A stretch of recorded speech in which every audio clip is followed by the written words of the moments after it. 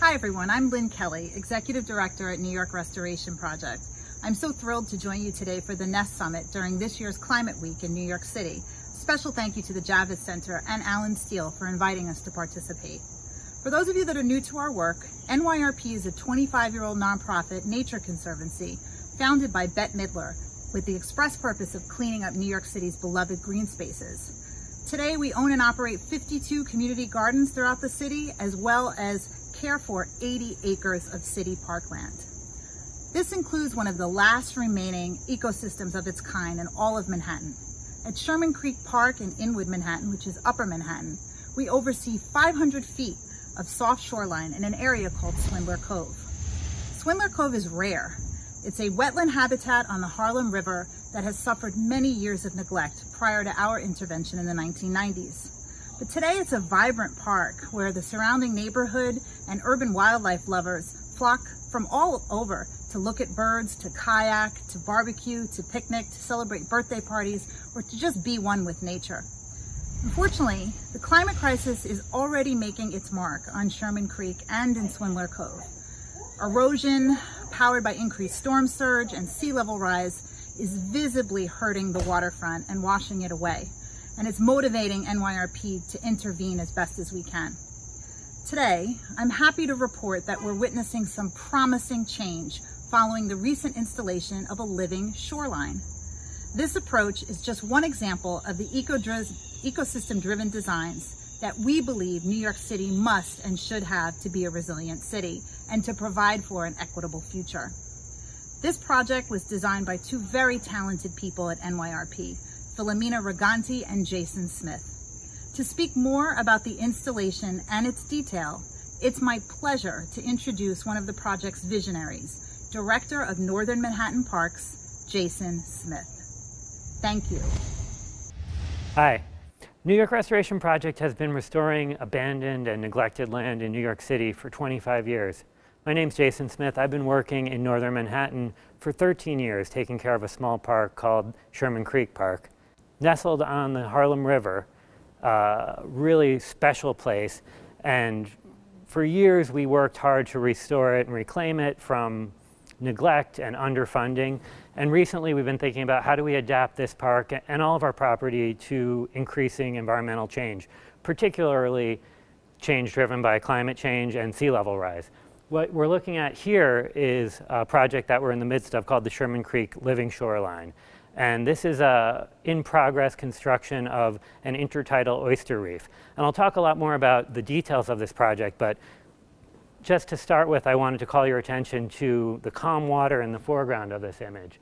And that is a product of what we call wave attenuation.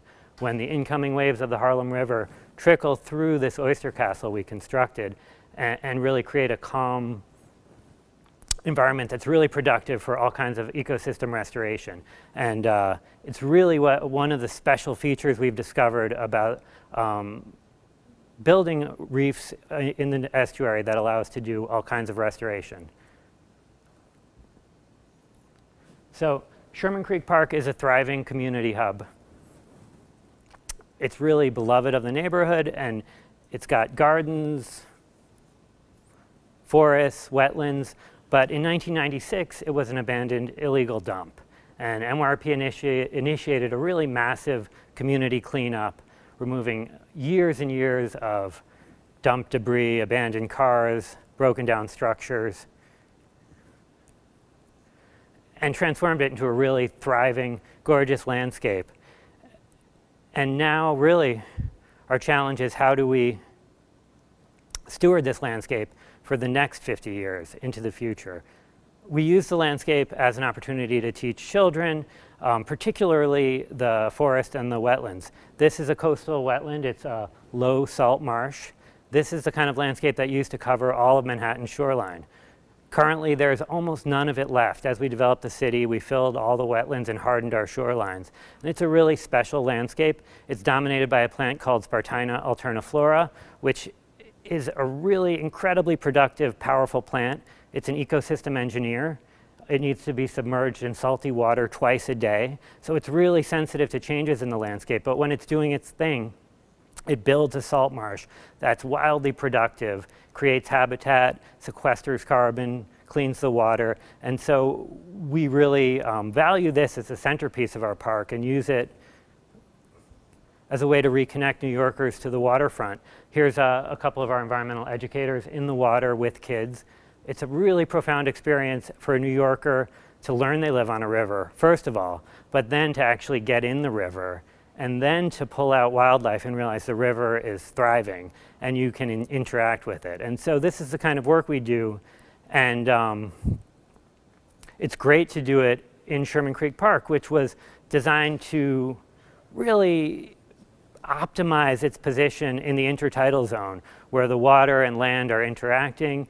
And what we're looking at here is a wetland we actually built and a viewing bridge so that the public can walk over the wetland. So this is, I mainly tell you this to show you how special the park is and why we're so concerned to learn that the wetlands are vanishing. This is a slide from 2012 when we really began to reckon with sea level rise and its impact on the shores in New York City after Hurricane Sandy.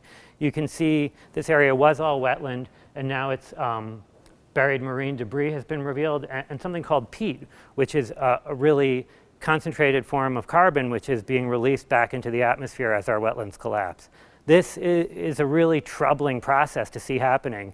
First of all, we're losing a beautiful park to the river, but it's also a potentially disastrous positive feedback where climate change is triggering the collapse of wetlands, releasing even more carbon dioxide into the atmosphere. So it's really actually a catastrophic process, and one that can seem to be a little overwhelming.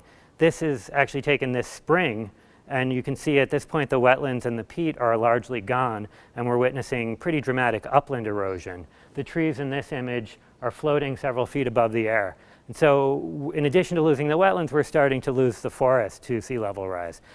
So really we're on the forefront of some of the impacts that New York City is seeing. And we know it's going to get worse. This is an image from the city's flood hazard mapper. It's the 2050 floodplain for the region of our park. The light blue zone are areas that are expected to regularly flood, and the pink zone is an expanded intertidal zone. And we know by 2100 we should be prepared for about 6 feet of sea level rise, at which point we'll lose a lot of this park and potentially all the wetlands. So really not a bright future for this park if we don't do something to help protect it. We can find a certain inspiration in the past. This is the same section of Manhattan from a British map drawn in 1782, and it shows a really intricate system of wetlands and open water that used to cross through Manhattan. We don't think we can ever get back to that landscape in Manhattan, but what we can do is look to that for inspiration for how we can rebuild Manhattan to meet the rising seas, potentially recreate some of the function of this historic landscape. But as we do that, we have to reckon not just with the natural history, but a history of injustice and a history of carbon emissions. So this is a great image from 1951 celebrating the construction of public housing project on top of what had been Sherman Creek. And we can see this public housing project is really going to be the first section of northern Manhattan to flood as sea level rise. And whatever we do, we have to realize that the most vulnerable communities are potentially going to suffer the most as we adapt our landscape to climate change. So what can we do? As I mentioned in my opening slide, we feel the creation of oyster reefs and manipulating their ability to attenuate incoming waves in certain landscapes can be incredibly powerful. Traditional shoreline engineering relies on building walls, building hard structures, and deflecting energy, trying to keep the water at bay. We're working on a design that uses oyster castles and their complex structure and surface area to attenuate incoming waves and change the sedimentation patterns on our site so that we can actually rebuild the wetlands and change the dynamics on the site from an eroding shoreline to one that is actually rebuilding at a rate faster than sea level rise. So we put together a variety of components, including multiple zones of wetland vegetation, and we're reintroducing mussels and oysters, all the components of a living system to really kickstart what we think will be a resilient and growing shoreline that, if it works as we expect, it's going to put Sherman Creek on a trajectory to be sustained and protected for many years to come, and it should contribute to mitigating flood impacts for the community around the park. We were set to implement this spring when New York City was hit with the pandemic, but we were really committed to this project. We felt like this project, among many others, had been visualized and thought about, but we really wanted to see it happen. And we designed it to be implemented by community members on the ground, on the human scale, to make it adaptable, modular. And so we did it with our own park staff in small groups while maintaining social distance. And it was a lot of work, but building the reef was incredibly successful and a first step towards turning the shoreline around.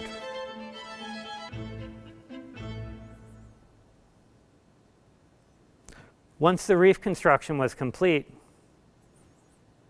we got to plant, which is great.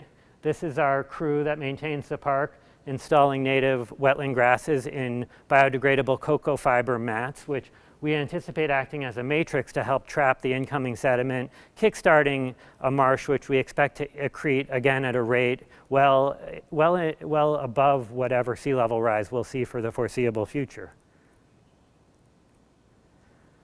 What can turning around 5 acres of a city park for 50 years do?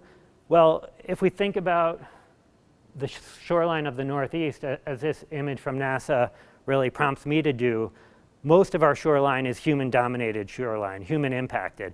And the ecosystem services, ecosystem function of these properties is largely determined by human decision-making. If we restore and optimize wetlands on our human-dominated landscape, we can do a great deal to sequester carbon and mitigate the impacts of climate change.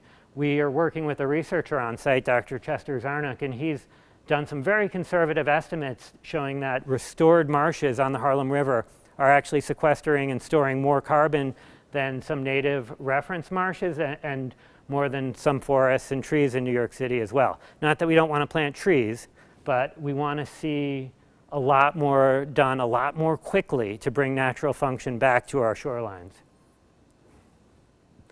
And the cool thing about this work is we're doing our best to mitigate climate, and it's actually a lot of fun, and we end up making a city that is more beautiful, more diverse, more welcoming to our communities.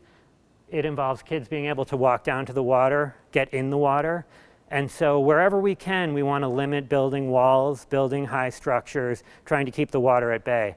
And we can do a great deal of hybrid solutions that involve green, nature-based solutions. And we really are limited not by not knowing how to do it. What we're limited by are the structures, the partnerships, and the regulations to really let us just get started and get to work. Because as we saw in the previous image, we have a lot of degraded, human-dominated ecosystems that we can do a lot to improve. And we're eager to partner and do more. So we look forward to hearing from you. Thank you.